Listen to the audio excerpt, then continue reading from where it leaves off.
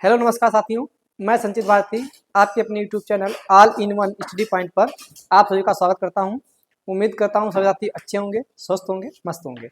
साथियों, हमारा जो सेशन चल रहा है पॉलिटी का, और उसी सेशन को आगे बढ़ाते हुए आज फिर आपके लिए एक नया चैप्टर लेके आए हैं। इसके पहले हमने उपराष्ट्रपति को पढ़ा था और उपराष्ट्रपति से संबंधित जो भी अनुच्छेद थे उनको हमने विस्तृत रूप से पढ़ा, और आज हम शुरू करने वाले हैं प्रधानमंत्री को। ठीक है, जिसमें हम प्रधानमंत्री की क्या क्या शक्तियां हैं और साथ ही किस अनुच्छेद में प्रधानमंत्री की नियुक्ति होती है, किसके तहत क्या होगा, किस अनुच्छेद के तहत, वो सारी बातें आज हम इसमें चर्चा करेंगे। ठीक है, तो शुरू करते हैं आज के सेशन को। ये हमारी हेडिंग पड़ी हुई है प्रधानमंत्री। ठीक है, प्रधानमंत्री जिसे कहते हैं प्राइम मिनिस्टर, ये हमारी हेडिंग पड़ी हुई है। और प्रधानमंत्री की बात की जाए तो हम पहले बात करते हैं अनुच्छेद 74 की। अनुच्छेद 74 जो आपका दिया हुआ है, ये क्या कहता है कि राष्ट्रपति की सहायता एवं सलाह हेतु एक मंत्री परिषद होगी। ठीक है, राष्ट्रपति की सहायता एवं सलाह हेतु एक क्या होगी, मंत्री परिषद होगी। और जो मंत्री परिषद आपकी होती है, उस मंत्री परिषद का हेड कौन होता है? तो उस मंत्री परिषद का हेड जो होता है आपका, वो पीएम होता है। ठीक है, हेड जो होंगे वो प्राइम मिनिस्टर होंगे। ठीक है, प्राइम मिनिस्टर या फिर कह सकते हैं हम प्रधानमंत्री। तो प्रधानमंत्री जो होंगे उस मंत्री परिषद के हेड होंगे, जो कि राष्ट्रपति की सहायता एवं सलाह के लिए होती है। ये किसे बताया गया है? तो ये अनुच्छेद 74 में बताया गया है। ठीक है, उसी की बात करेंगे कि 42वां संविधान संशोधन एक हुआ था 1976 में। ठीक है, इस संविधान संशोधन के द्वारा क्या किया गया, मंत्री परिषद के द्वारा दी गई सलाह राष्ट्रपति मानने के लिए बाध्य होंगे। इसमें कहा गया है कि इससे पहले क्या था, जब ये राष्ट्रपति की सहायता एवं सलाह है तो एक मंत्री परिषद होगी। इसके पहले ये होती थी, जो भी मंत्री परिषद सलाह देती थी राष्ट्रपति को, तो राष्ट्रपति उस सलाह को मानने के लिए बाध्य नहीं होते थे। उनकी इच्छा होती थी मानते थे, और इच्छा नहीं होती थी तो नहीं मानते थे। ठीक है, ये सिस्टम पहले था। लेकिन उसके बाद में क्या हुआ, एक 42वां संविधान संशोधन 1976 किया गया, और जो कि उस समय प्रधानमंत्री कौन थी आपकी?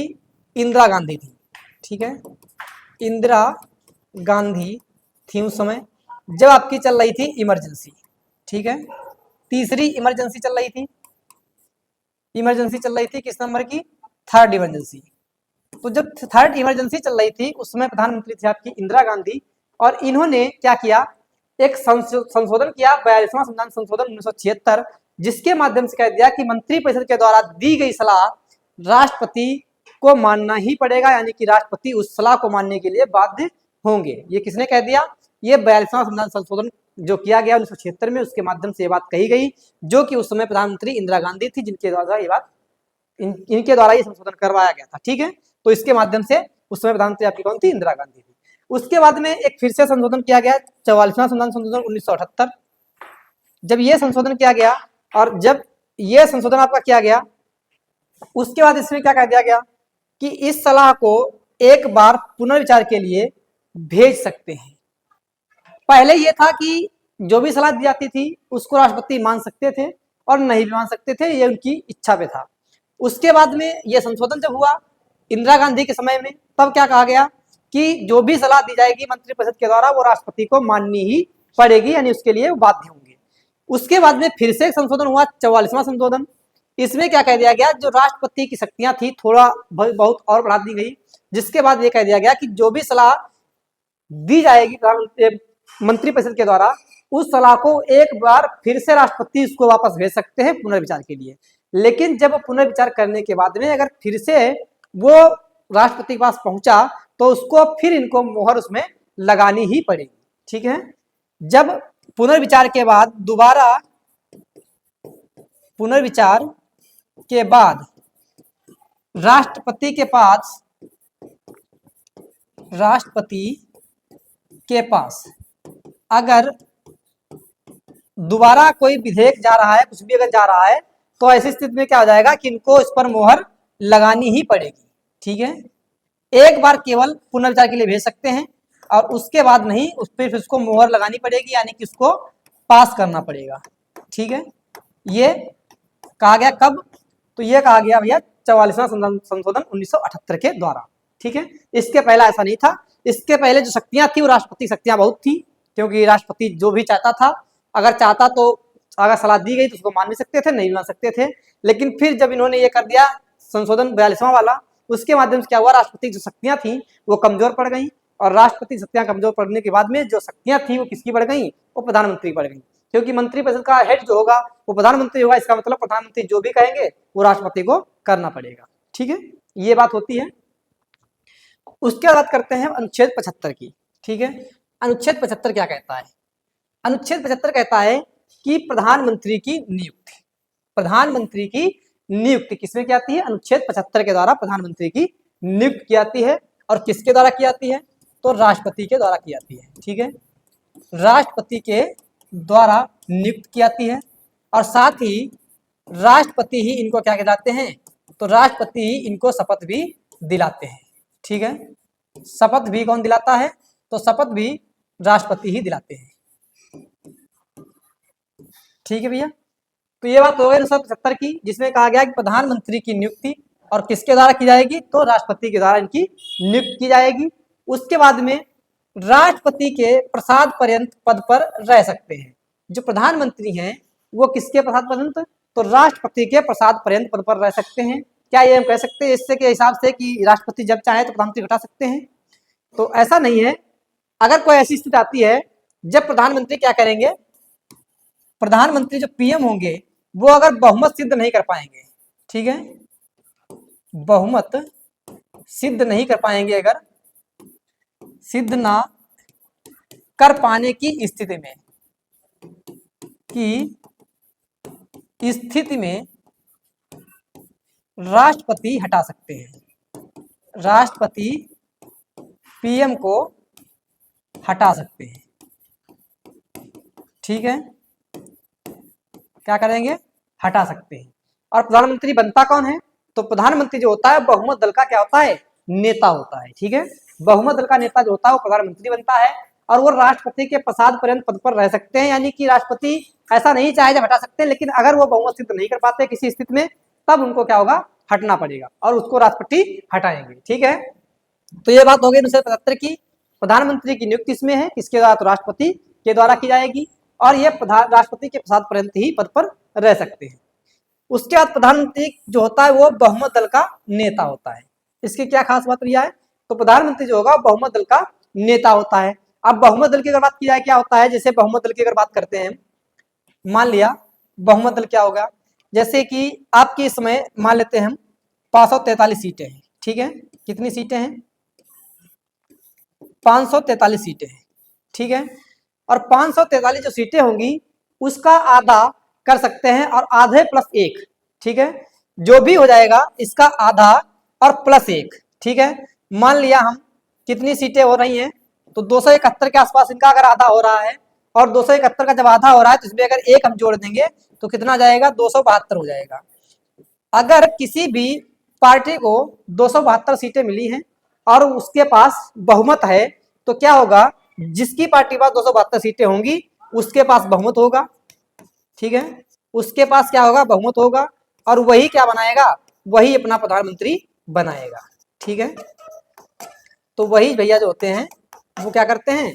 प्रधानमंत्री यानी कि पीएम बनाते हैं। ठीक है, जैसे मान लेते हैं किसी पार्टी को, मान लिया एक आपकी कौन थी? एनडीए हो गई, और दूसरी तरफ आपकी क्या हो जाएगी? इंडिया अलायंस हो गई। ठीक है, अब एनडीए को अगर सीटें मिलती हैं, मान लिया 250 सीटें मिल गई, और इधर जो इंडिया थी इसको 240 सीटें मिल गई, तो अब इनके पास किसी के पास भी बहुमत नहीं है। जब किसी के पास बहुमत नहीं है, अगर ये जोड़ तोड़ के इन्होंने क्या कर लिया? 270 तक ले गए। ठीक है, और ये जोड़ तोड़ के मान लिया सबको मिला के क्या कर पाए? तो इन्होंने 260 तक कर लिया। 260 से मान लिया 265 तक कर ले गए। ठीक है, 265 तक ले गए। अगर ऐसी स्थिति में 270 ही कुल मिला के इनकी बन रही है और 265 ही कुल मिला के इनकी बन रही है, तो जब किसी के पास बहुमत नहीं होगा तब ऐसी स्थिति में क्या होता है? तब जिसके पास सीटें अधिक होंगी, जो बड़ी पार्टी मानी जाएगी, उसी पार्टी के जो प्रमुख व्यक्ति होंगे उनको क्या कर देंगे? उसी पार्टी का पीएम बना दिया जाएगा। ठीक है, उसको कौन नियुक्त करेंगे? तो उसको करेंगे राष्ट्रपति। ठीक है, मान लिया जब दोनों पार्टियां बहुमत नहीं सिद्ध कर पा रही हैं तो ऐसी स्थिति में प्रधानमंत्री वो बन जाएगा जिसकी पार्टी के पास सीटें अधिक होंगी। ठीक है, तो ये बात हो गई। अब बात करते हैं आगे। तो प्रधानमंत्री जो हो गया, क्या हो गया आपका? ये बहुमत दल का नेता हो गया। ठीक है, दूसरी बात, यदि किसी पार्टी को प्राप्त ना हो, यानी कि यहां पे लिख सकते हैं बहुमत। ठीक है, यदि किसी पार्टी को बहुमत प्राप्त ना हो तो बड़ी पार्टी के नेता को पीएम नियुक्त किया जाएगा, लेकिन 30 दिन के अंदर बहुमत सिद्ध करना होगा। ठीक है, तो क्या हो जाएगा? 30 दिन के अंदर बहुमत सिद्ध करना होगा। जब मैंने आपको बता दिया, जब किसी पार्टी के पास बहुमत नहीं होता है तो ऐसी स्थिति में क्या हो जाता है, जो बड़ी पार्टी होगी उसको बना दिया जाएगा, उसका प्रधानमंत्री बनेगा, लेकिन वो प्रधानमंत्री बनने के बाद में उनको 30 दिन के भीतर क्या करना पड़ेगा? तो 30 दिन के भीतर उनको भैया अपना बहुमत सिद्ध करना पड़ेगा कि हाँ हमारे पास क्या है, 272 सीटें हो रही हैं। और जब बहुमत सिद्ध करना पड़ेगा उसमें जो व्यक्ति होंगे वो अगर इनके पक्ष में 272 लोग हो गए तो फिर क्या हो जाएगा? तब ये फिर हमेशा के लिए राष्ट्रपति यानी कि प्रधानमंत्री बने रहेंगे जब तक इनका कार्यकाल हो जाएगा। ठीक है, तो ये स्थिति होती है। उसके बाद में इसमें यहाँ पे लिखा हुआ है प्रधानमंत्री को शपथ कौन दिलाएगा? तो राष्ट्रपति दिलाएगा, जो कि बता चुके आपको। राष्ट्रपति जो होते हैं वो क्या कराते हैं? वो इनको शपथ दिलाते हैं। आगे बात करेंगे। अगली बात होती है कि प्रधानमंत्री संसद के किसी एक सदन का सदस्य होना चाहिए। यदि वह किसी सदन का सदस्य नहीं है तो 6 माह के अंदर सदस्य बनना होगा। अब बात आती है यहाँ पे कि प्रधानमंत्री होता है किसी भी सदन का, यानी कि किसी भी सदन का सदस्य होना चाहिए। सदस्य होना चाहिए किसी भी सदस्य का मतलब, तो मतलब ये हो जाता है कि चाहे वो लोकसभा के सदस्य हों, लोकसभा और या फिर राज्यसभा, किसी भी सदन के सदस्य होने चाहिए। और जब ये इन दोनों में से किसी के सदस्य नहीं है तो ऐसी स्थिति में क्या आ जाएगा, जो बहुमत दल का व्यक्ति होगा वो क्या कर दिया जाएगा, उसको प्रधानमंत्री बना दिया जाएगा। और उसके बाद में अगर वो किसी पार्टी का से इससे मतलब इससे नहीं है, ना लोकसभा से ना राज्यसभा से है, तो ऐसी स्थिति में उसको 6 माह के अंदर 6 माह के अंदर किसी एक में, या फिर कह सकते हो संसद, 6 माह के अंदर संसद का सदस्य बनना जरूरी है। सदस्य बनना जरूरी है। ठीक है, जरूरी है। और अगर ये 6 माह के अंदर सदस्य नहीं बन पाते हैं तो क्या आ जाएगा, तो ये प्रधानमंत्री के पद से हटा दिए जाएंगे, पीएम के पद से हटा दिए जाएंगे। ठीक है, हटा दिए जाएंगे। ये बात हो गई। उसके बाद बात करते हैं, अब जो लोकसभा के सदस्य हो चाहे राज्यसभा के सदस्य हो, किसी भी एक सदन का सदस्य होना चाहिए। और अगर किसी का भी सदस्य नहीं है तो क्या हो सकता है कि वो 6 माह के अंदर संसद का सदस्य बनने चाहिए हर हाल में। अगर नहीं बन पाते हैं तो उनको पद से हटा दिया जाएगा। अब बात करते हैं, क्या आपके ऐसे कुछ प्रधानमंत्री हुए हैं जो कि लोकसभा से ना होकर राज्यसभा से प्रधानमंत्री बने हैं? तो ऐसे व्यक्तियों की हम जानकारी करते हैं और उनके बारे में हम चर्चा करेंगे। ठीक है, तो पहली बात करते हैं राज्यसभा से बने प्रधानमंत्री। तो राज्यसभा से जो प्रधानमंत्री बने हैं वो कौन कौन व्यक्ति हैं जो कि राज्यसभा से प्रधानमंत्री बने थे? तो उनमें पहली बात करते हैं इंदिरा गांधी की। ठीक है, इंदिरा गांधी ये आपकी प्रधानमंत्री कहाँ से बनी थी? तो ये उस समय राज्यसभा के सदस्य थे और यहाँ से इनको क्या गया 1966 में प्रधानमंत्री बनाई गई थी। ठीक है, तो कहाँ से थी ये? तो ये राज्यसभा से सदस्य थी। ठीक है, HD देवगौड़ा ये भी 1996 में आपके बनाए गए और ये भी आपके राज्यसभा के ही सदस्य थे। इंद्र कुमार गुजराल ये आपके 1997 में सदस्य बनाए गए हैं और ये भी आपके कहां से थे? तो ये भी आपके राज्यसभा से थे। उसके बाद आपके आते हैं मनमोहन सिंह। ठीक है, जो हमेशा एक शांत रहने वाले व्यक्ति, कूल व्यक्ति जो कह सकते हैं, तो मनमोहन सिंह ये आपके 2004 से क्या बने थे? 2004 में आपके प्रधानमंत्री बने थे और ये भी किससे संबंधित थे? तो ये भी राज्यसभा से ही थे। तो राज्यसभा से बने प्रधानमंत्री आपके 4 व्यक्ति हैं। इंदिरा गांधी हो गई, इंदिरा गांधी, HD देवगौड़ा, इंद्र कुमार गुजराल और मनमोहन सिंह। तो ये ऐसे 4 व्यक्ति ऐसे हैं जो कि आपके राज्यसभा के सदस्य होते हुए आपके प्रधानमंत्री बने हैं। तो इसमें आपको खुला लिखा है कि किसी एक सदन का सदस्य होना चाहिए, चाहे वो लोकसभा का सदस्य हो या फिर राज्यसभा का सदस्य हो। अगर किसी का भी सदस्य नहीं है तो उसको प्रधानमंत्री तो उसको भी बना सकते हैं, लेकिन उसको 6 माह के अंदर क्या बनना पड़ेगा, किसी एक का सदस्य बनना पड़ेगा। ठीक है, तो ये बात हो गई। उसके बाद आगे बढ़ते हैं। अब बात करेंगे अनुच्छेद 75(1) की। अनुच्छेद 75(1) क्या कहता है कि प्रधानमंत्री की नियुक्ति राष्ट्रपति द्वारा और अन्य मंत्रियों की नियुक्ति प्रधानमंत्री की सलाह पर राष्ट्रपति द्वारा की जाएगी। अब ये तो बता चुके आपको कि प्रधानमंत्री की जो नियुक्ति होती है वो राष्ट्रपति करते हैं, लेकिन जो अन्य मंत्री होते हैं, ठीक है, जो भी आपके अन्य मंत्री होते हैं, उन मंत्रियों की नियुक्ति कौन करेगा, उन मंत्रियों की भी नियुक्ति राष्ट्रपति ही करेंगे, लेकिन किसकी सलाह पर, तो प्रधानमंत्री की सलाह पर करेंगे। ठीक है, किसकी सलाह पर करेंगे, तो प्रधानमंत्री की सलाह पर वो करेंगे। ठीक है, तो प्रधानमंत्री की नियुक्ति राष्ट्रपति द्वारा और अन्य मंत्रियों की नियुक्ति किसकी सलाह पर, तो प्रधानमंत्री की सलाह पर। और करेगा कौन, करेंगे आपके राष्ट्रपति ही, लेकिन किसके तहत, तो अनुच्छेद 75(1) के तहत की जाएगी। ठीक है, उसके बाद करते हैं अनुच्छेद 75(1)(a).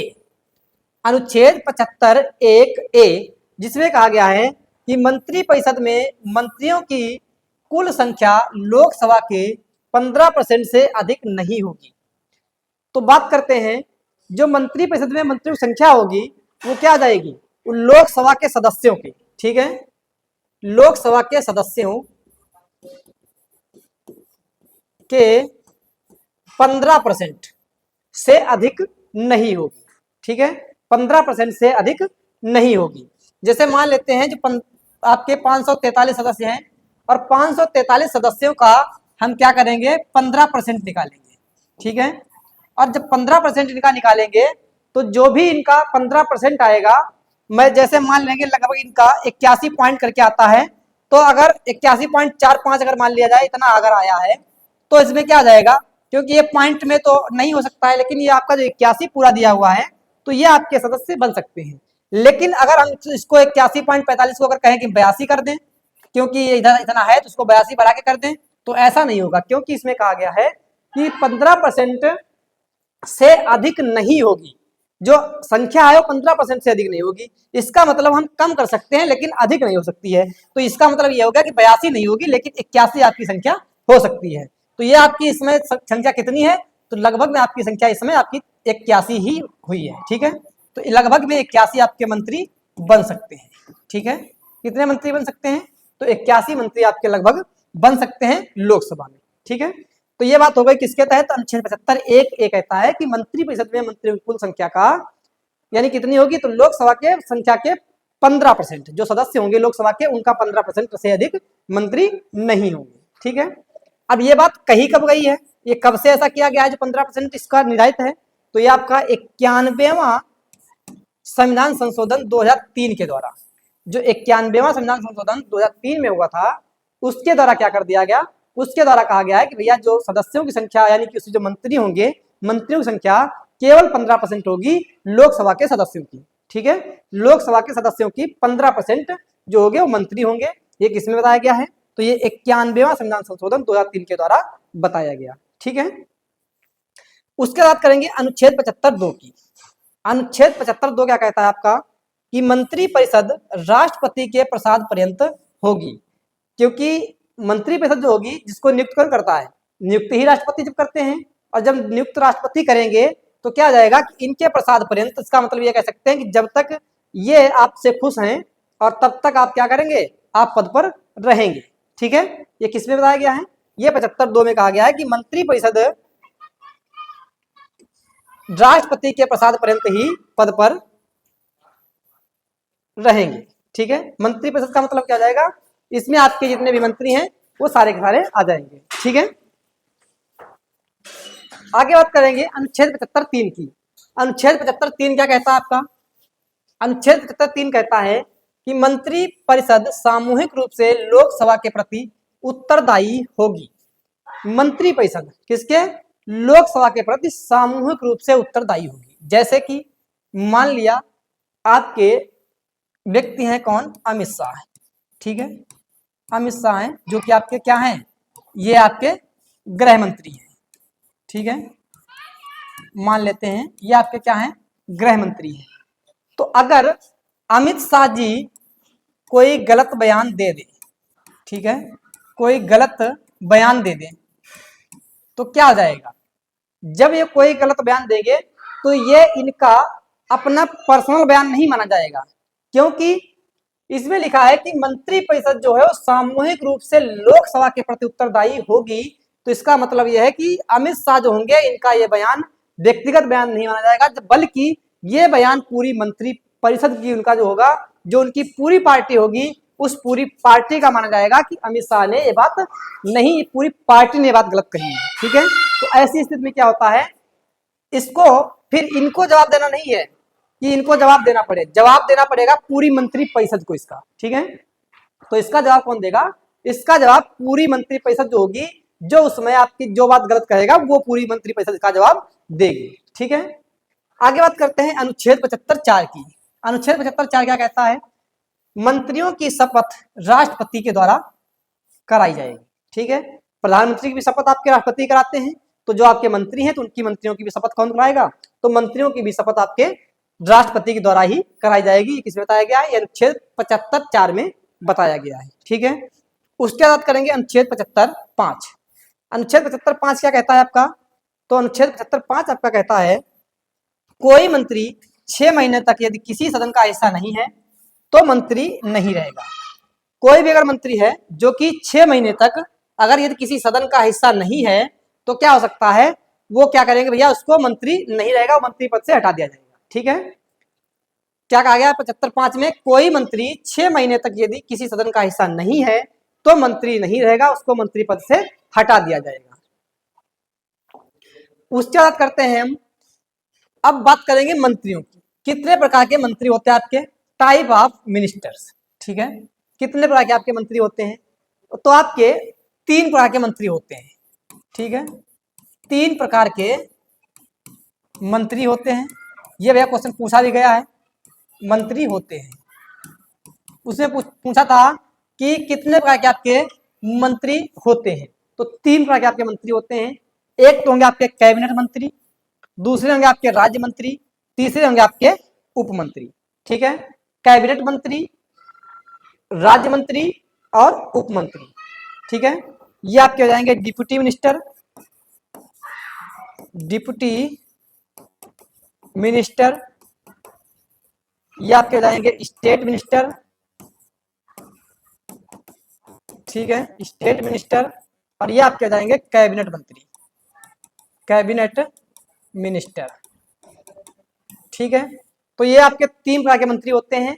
और राज्य मंत्री के अंतर्गत ये आपके ये भी आते हैं, जो राज्य मंत्री जिनको कहा जाता है स्वतंत्र प्रभार। ठीक है, राज्य मंत्री स्वतंत्र प्रभार ये आपके स्टेट मंत्री के अंतर्गत ही आपके आएंगे। ठीक है, अब बात करते हैं तो कैबिनेट मंत्री कौन होते हैं, राज्य मंत्री कौन होते हैं, उप मंत्री कौन होते हैं। जो आपके कैबिनेट मंत्री हैं, ठीक है, इनकी सलाह के लिए, यानी कि इनका क्या कह सकते हैं, योगदान देने के लिए, इनकी सहायता करने के लिए आपके क्या बनाए जाते हैं, वो राज्य मंत्री बनाए जाते हैं। ठीक है, जो राज्य मंत्री हैं वो इनकी क्या करेंगे, कैबिनेट मंत्री की सहायता करेंगे। ठीक है, किसकी सहायता करेंगे, तो कैबिनेट मंत्री की सहायता कौन करेगा, राज्य मंत्री करेंगे। और जो उप मंत्री होते हैं ये क्या करते हैं, ये राज्य मंत्री की सहायता करेंगे। ठीक है, जो आपके उप मंत्री हैं ये राज्य मंत्री की सहायता करेंगे, और साथ ही ये यहां से जाके कैबिनेट मंत्री की भी सहायता करेंगे। तो आपके उप मंत्री जो है ये राज्य मंत्री की भी सहायता करेंगे और कैबिनेट मंत्री की भी सहायता करेंगे, लेकिन जो राज्य मंत्री हैं वो क्या करेंगे, ये कैबिनेट मंत्री की सहायता करते हैं। ठीक है, और ये आपके क्या हो गए, ये एक तरीके से आपके स्वतंत्र होते हैं, इनको एक तरीके से स्वतंत्रता मिली हुई है। और ऐसे ही आपके होते हैं राज्य मंत्री, जो कि स्वतंत्र प्रभार के अंतर्गत आते हैं। जो स्वतंत्र प्रभार मंत्री होते हैं इन पर किसी प्रकार का कोई भी दबाव नहीं होता है। ठीक है, ये किसी के दबाव में नहीं होते हैं, इनको जो भी करना है वो स्वतंत्र रूप से करेंगे, क्योंकि इसीलिए इनका नाम ही पड़ा है स्वतंत्र प्रभार। ठीक है, इनके पास जो भी मंत्रालय होगा वो उसके खुद मालिक हैं, कोई भी इनको बीच में डिस्टर्ब करने वाला नहीं है। लेकिन ये क्या है, ये भैया अपने मर्जी के नहीं चल सकते, क्योंकि इनको बीच में ऊपर जवाब देना पड़ेगा कैबिनेट मंत्री, जो इनके बीच में आपके पढ़ते हैं, जिनके ऊपर सीनियर है। ठीक है, तो ये बात हो जाएगी आपकी। लेकिन जो आपके स्वतंत्र प्रधानमंत्री होते हैं जिनको राज्य मंत्री कहते हैं, लेकिन ये क्या होते हैं, ये आपके स्वतंत्र होते हैं, ये अपने जो भी इनके पास मंत्रालय है उसके खुद के मालिक हैं, इनकी इच्छा होगी जो करेंगे। ठीक है, आगे बात करेंगे हम। अब हम बात करते हैं सीक्वेंस की यानी कि सबसे बड़े कौन मंत्री होते हैं, उसके बाद कौन होते हैं, उसके बाद में कौन होते हैं, इनका जो एक तरीके से क्रम कह सकते हैं कौन सा होता है। तो सबसे बड़े आपके होते हैं मंत्रिपरिषद के हिसाब से प्रधानमंत्री। ठीक है, सबसे बड़े आपके कौन होंगे, प्रधानमंत्री, और जो कि आपके कौन है इस समय, तो आपके हैं नरेंद्र मोदी जी। ठीक है, प्रधानमंत्री आपके कौन है, नरेंद्र मोदी जी। इनके पास कौन सा विभाग है, तो इनके पास आपका कार्मिक लोक शिकायत विभाग हो जाएगा, कार्मिक लोक शिकायत विभाग, और पेंशन, साथ ही परमाणु ऊर्जा विभाग और अंतरिक्ष विभाग। ठीक है, तो ये आपके क्या जाएंगे, कार्मिक लोक शिकायत और पेंशन विभाग, ये आपका एक हो जाएगा। दूसरा है परमाणु ऊर्जा विभाग और तीसरा है आपका अंतरिक्ष विभाग। तो ये 3 विभाग आपके हैं जो इसमें नरेंद्र मोदी जी के पास में है, जो कि आपके प्रधानमंत्री हैं। ठीक है, जो कि क्या है, वो हमारे प्रधानमंत्री हैं, जिनके पास इस समय आपके 3 विभाग दिए हुए, 3 मंत्रालय इनके पास है। ठीक है, और इनके ही अब बात करते हैं, उनके नीचे आते हैं आपके कैबिनेट मंत्री, और कैबिनेट मंत्री की अगर बात की जाए, जैसे अभी आपके हो गया अमित शाह, और आपके हो जाएंगे राजनाथ सिंह। तो अमित शाह क्या है आपके, ये गृह मंत्री हो गए, गृह मंत्री हो गए आपके, और राजनाथ सिंह क्या है आपके, तो ये आपके रक्षा मंत्री हो गए। ठीक है, ये क्या आ जाएंगे, ये आपके रक्षा मंत्री हो जाएंगे। तो ये आपके कौन से मंत्री हैं, ये आपके कैबिनेट मंत्री हैं, और इन्हीं की सहायता के लिए आपके होते हैं राज्य मंत्री। इन्हीं की सहायता के लिए आपके क्या होते हैं, जो ये दिए हुए हैं आपके राज्य मंत्री, कैबिनेट मंत्री की सहायता के लिए होते हैं राज्य मंत्री। ठीक है, और राज्य मंत्री के साथ साथ इनकी सहायता और कौन करता है, तो इनकी सहायता करते हैं उप मंत्री। ठीक है, लेकिन यहाँ पे दिया हुआ है राज्य मंत्री स्वतंत्र प्रभार, ये क्या होंगे, ये आपके स्वतंत्र मंत्री हैं, इन पर किसी का दबाव नहीं होगा, इनके पास जो भी मंत्रालय होगा उसके खुद मालिक हैं। जैसे जितेंद्र सिंह आपके हैं एक, तो जितेंद्र सिंह के पास कौन सा है, तो इनके पास विज्ञान एवं प्रौद्योगिकी मंत्रालय है, और इसके ये भैया मालिक हैं, इनके हिसाब से ये अपने हिसाब से काम करते हैं। वैसे ही आपके हैं एक जयंत चौधरी, और जयंत चौधरी के पास कौन सा है, तो जैसे कौशल विकास एवं उद्यमिता मंत्रालय, कौशल विकास एवं उद्यमिता मंत्रालय किसके पास है, तो जयंत चौधरी के पास में है। विज्ञान एवं प्रौद्योगिकी मंत्रालय किसके पास है, तो जितेंद्र सिंह के पास में है। रक्षा मंत्रालय किसके पास में है, राजनाथ सिंह के पास में है। गृह मंत्रालय किसके पास में, अमित शाह के पास में है। और बाकी आपकी बात की जाए तो परमाणु ऊर्जा विभाग, साथ ही अंतरिक्ष विभाग और कार्मिक लोक शिकायत और पेंशन, ये किसके पास में, खुद प्रधानमंत्री साहब के पास में है आपके, जो कि कौन है, नरेंद्र मोदी जी, माननीय नरेंद्र मोदी जी है। ठीक है, उसके बाद बात करते हैं ये राज्य मंत्री जो किसकी सहायता के लिए है, तो कैबिनेट मंत्री सहायता के लिए है। उप मंत्री किसकी सहायता के लिए, तो ये भी आपके कैबिनेट मंत्री सहायता के लिए है। और साथ ही जो उप मंत्री होते हैं ये किसकी सहायता करते हैं, ये राज्य मंत्री की भी सहायता करेंगे। ठीक है, और स्वतंत्र जो आपके प्रभार मंत्री होंगे ये अपने आप में बिल्कुल स्वतंत्र है। ठीक है, उनका नाम ही स्वतंत्र है, तो वो अपने आप में क्या है, बिल्कुल स्वतंत्र है। ठीक है, अब बात करेंगे हम भैया, यहाँ पे देख रहे हैं ये हमारे प्रधानमंत्रियों की लिस्ट है अब तक की, कौन प्रधानमंत्री कब रहा है, तो इसके बारे में ये आपकी लिस्ट दी हुई है। जैसे कि आपके प्रथम प्रधानमंत्री हो जाएंगे जवाहरलाल नेहरू। ठीक है, जो कि आपके 15 अगस्त 1947 से मई 27 यानी 27 मई 1964 तक आपके रहे हैं प्रधानमंत्री। उसके बाद में दूसरे प्रधानमंत्री आपके हैं गुलजारी लाल नंदा। ठीक है, उसके बाद बने आपके लाल बहादुर शास्त्री। ठीक है, उसके बाद आपके बने हैं फिर से गुलजारी लाल नंदा, और फिर बनी आपकी इंदिरा गांधी, जब इनके समय में क्या लगी थी, इमरजेंसी लगी थी। ठीक है, और ये 66 से 77 तक आपकी रही हैं। उसके बाद आपके बने हैं मोरारजी देसाई। ठीक है, फिर चौधरी चरण सिंह आपके ये प्रधानमंत्री बने हैं, चौधरी चरण सिंह। फिर से आपकी इंदिरा गांधी बनी है, राजीव गांधी आपके प्रधानमंत्री रहे हैं। ठीक है, विश्वनाथ प्रताप सिंह भी आपके प्रधानमंत्री रहे हैं, चंद्रशेखर आपके प्रधानमंत्री रहे हैं, पीवी नरसिम्हा राव ये भी आपके प्रधानमंत्री रहे हैं। और उसके बाद में बात की जाए ये आपके जो है अटल बिहारी वाजपेयी, जो कि 1996 में आपके क्या बने थे, ये भी आपके 1996 भी ये भी अटल बिहारी वाजपेयी भी आपके प्रधानमंत्री बने थे। ठीक है, एच.डी. देवगौड़ा ये भी आपके प्रधानमंत्री बने। हमने आपको बताया है कि एच.डी. देवगौड़ा ये आपके राज्यसभा से थे। ठीक है, ये आपके राज्यसभा से थे एच.डी. देवगौड़ा। साथ ही आपकी इंदिरा गांधी है, ये भी आपकी राज्यसभा से थी। ठीक है, ये भी आपकी राज्यसभा से थी। उसके बाद आपके इंद्र कुमार गुजराल, ये भी आपके राज्यसभा से संबंधित हैं। इंद्र कुमार गुजराल ये भी आपके राज्यसभा से हैं। उसके बाद में आपके मनमोहन सिंह, ये आपके रहे हैं जो मनमोहन सिंह, ये भी आपके किससे संबंधित हैं, तो ये भी आपके राज्यसभा से ही चुने गए थे। ठीक है भैया। और वर्तमान में आप देख रहे हैं ये हमारे माननीय प्रधानमंत्री जी हैं नरेंद्र मोदी जी, ये आपके वर्तमान में अभी भी हैं। ठीक है, और जो कि 2014 से बनाए गए थे और अब भी आपके प्रधानमंत्री हैं। ठीक है, तो ये बात थी आपके प्रधानमंत्री की, जो कि प्रधानमंत्री से जो भी रिलेटेड था हमने आपको पढ़ा दिया है। आप लोग को लगभग में आपको हमने बता दिया है, जो भी अनुच्छेद थे प्रधानमंत्री से संबंधित वो भी सारे बता दिए हैं, और हमने आपको पूरी लिस्ट दिखा दी है कौन प्रधानमंत्री कब रहा है और किस नंबर का है, तो ये सारी जानकारी इसमें आपको मिल जाएगी। ठीक है, तो साथियों ये हमारा आज का यहाँ पे अंतिम कह सकते हैं। तो आज के लिए इतना ही, आगे मिलेंगे अगले सेशन में। जो अगला सेशन होगा उस सेशन में अगले वीडियो के साथ में, जिसमें हम आपके लिए फिर से कोई बेहतरीन चैप्टर लेकर आएंगे। ठीक है, तो आज के लिए इतना ही। Bye bye, take care, best of luck, जय हिंद, जय भारत।